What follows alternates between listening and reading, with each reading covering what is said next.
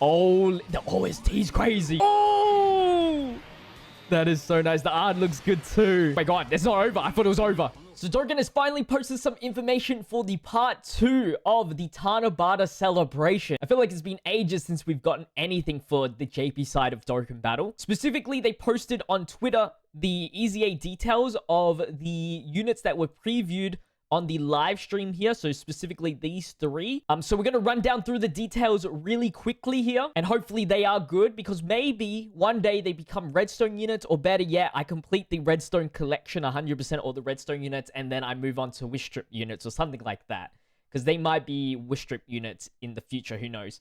So for the Goku, starting things off, I'll have the translations on screen as I read through it, but he's an STR leader for 3 key, 110% stat boost.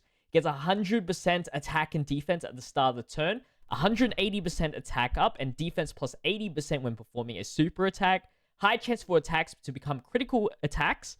Activates guard against all enemies for 3 turns since the first appearance. So that's pretty nice. Then 3 key, and attacks are guaranteed to hit the enemy when facing only 1 enemy. An additional crit chance of 50% and high chance of an additional attack plus 100% if there is a GT bosses category enemy. So if you want to do the big numbers in damage, we do want to verse GT bosses. His super attack is attack defense raised for 1 turn and immense damage to the enemy and greatly lowers defense. I think he's still going to struggle on defense, especially after the guard disappears. I'm not too sure about his attack. I think that might actually go crazy, especially because if you're versing GT bosses, is a guaranteed critical at that point. And 180% attack up on super, it sounds kind of nasty, especially combined with the SA mechanic. Defensively, a bit questionable. Next up, we have the INT Cell here. This is all GT stuff. So he is like the Goku, where he's an extreme INT type leader this time for 3 key and 110% stat boost. Same mechanic as the Goku, with the raise attack and defense on super. This time he still super attacks. I think that was from his previous form anyway as well. His passive skill is 2 key and attack defense 150%, an additional attack and defense 100%, and launches an additional super attack when all allies attack in the same turn are either in Revenge, GT Boss, or Sworn Enemies. So that should give him some nice flexibility and hopefully make him additional super attack more often. And then an additional 150% attack up and attack effective against all types when the target enemy is stunned. Not really too important. I guess it's nice for the extra attack. He sounds all right, especially if you get the triple super attack. I don't remember the EZA stats off by heart, but Cell does sound pretty good. And then we have Frieza here. Again, leader skill, exactly the same as the others, except for extreme physical 3 key and 110% stat boost. He is pretty much identical to the Cell in terms of passive skill, same stat boost, same additional attack proc, as long as your whole allies attack in the same turn or revenge GT boss sworn enemies, and the extra 150% attack effective against all types, but this time if the enemy is sealed. Sometimes those restrictions can be hard to pull off, but if you can, it's always nice to get the extra 150%. The only thing different here is the SA. The Frieza only raises defense for 1 turn and does high chance of stunning the enemy instead of raising attack and defense, which is very interesting that they didn't share the same SA mechanic. Now for the big boy news, we have the new LR Carnival unit, which is LR Omega Shenron. He's AGL. Oh, damn. Him before Kid Buu. Everybody was thinking baby because of Goku being the baby arc, but it's actually Omega Shenron. And it's a GT bosses leader for 200% stat boost and 3 key. Let's go. So let's look at the super attack animations first, because this might actually be really sick. Oh, damn. So this is the entrance animation. Gobbling up all of those balls. Oh, the OST is crazy.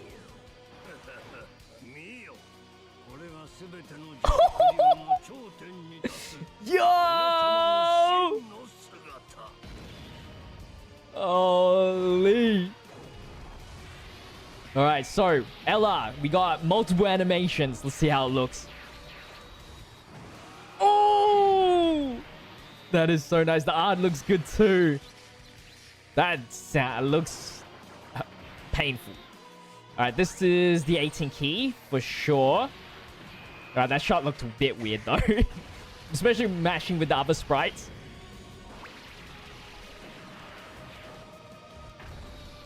Oh! Bro, that looks so epic. A counter? Nullification? What is this? A revival? Alright, we haven't looked at his details yet, so I don't know. Gets Dragon Fisted. What's this? Oh my god. Yeah, it's a revival. It's a revival. Oh, damn, it's a revival. Yo, boo.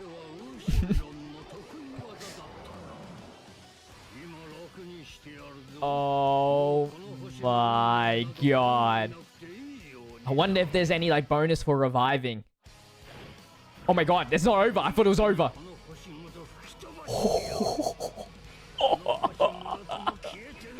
Yo! Yes. Just blow up the whole planet at that point, man. Really, just blow up the whole planet. Damn. All right, it's time to run down Omega Shenron's details here. Like I said, GT Bosses leader for 200% stat boost. SA12 is raise defense 1 turn, colossal damage to the enemy, lowers enemies' attack, and high chance to stun them. Ultra Super Attack greatly raises defense for 1 turn, mega colossal damage to the enemy, lowers the enemy's attack and defense, and seals their super attack. I like that. Looks really good. Passive skill, entrance animation, changes INT key spheres to rainbow key spheres for 7 turns. We do like that. Attack defense minus 25% to all enemies. 3 key and attack defense 200%. An additional attack defense plus 20% up to 150% per attack performed. That is a lot of attacks to get maxed. I hope he can do additionals here. Key plus 1 and damage reduction 5% per GT boss's ally in the team. So if you have 7, that's 35% damage reduction. Not too bad. It does force him to be under GT bosses. I don't like that. Maybe you want to run him in other categories. Hopefully his defense is good enough so he doesn't rely on that too much. An additional damage reduction. Okay, this is nice. Plus 7% per rainbow key sphere obtained. So if you get 5 rainbow orbs, which is unrealistic, but let's just say that, and then you have, 7 GT bosses, that's a 60% damage reduction. You should be able to get 50% damage reduction pretty easily on the GT bosses category. And then it makes him a little bit defensively viable without GT bosses, so that's okay. And then revives and recovers 70% HP if this character or other allies in the same turn to get KO'd when HP is 50% or lower. That's good. Launches additional super attack and attacks will be effective the turn after this character's revival activates. Okay, so additional super procced in, which is good for his raised defense. I think that is before his revive, I believe. If not, then that's a rip, but if it is, that's really good. And then easy revival mechanic. He's got good links, bad bosses, shadow dragons, GT, brutal beatdown, all that good stuff. Categories are good as well. And then the active skill, the condition for that is from turn 3 if the enemy is either attack down or defense down, which hopefully it's a decent amount of events, but obviously not in every. Or from turn 6, which is just as good. Either way, turn 6 is just as good because you want to build up that attack and defense from his passive to begin with. And then all it does is greatly raise attack, ultimate damage, attack and defense minus 30% of the enemy, and nullifies 1 of the enemy's action. So very effective if you're versing an enemy that you can lower attack and stuff. Can't wait to use him. And this will help me do some GT bosses missions, which is really good. That's all I hope for beta play units. Just help me do some missions. Some final news is that there is going to be another stage of the Shadow Dragon event. It's probably Omega. It has to be. Because we went through Sin. So obviously, as as we go down the line, as we get tougher events, it's gonna be Omega. If not, it's gonna be every single Shadow Dragon. One of the two. And then the new burst mode is coming out for part 2 of the Tanabata, which is Omega Shenron's Dokkan event, which is not that interesting in my opinion. And the final bit of news today is the new category for the ESBR, which is Rapid Growth. That is going to wrap up today's video. Hopefully you guys did enjoy. If you did, make sure you leave a like, comment, and subscribe to the channel. I want to give a big shout outs to my tier 2 members on screen right now. Thank you so much. If you would like to become a member yourself, link in the description or click on the join button. I'll see you guys in the next video.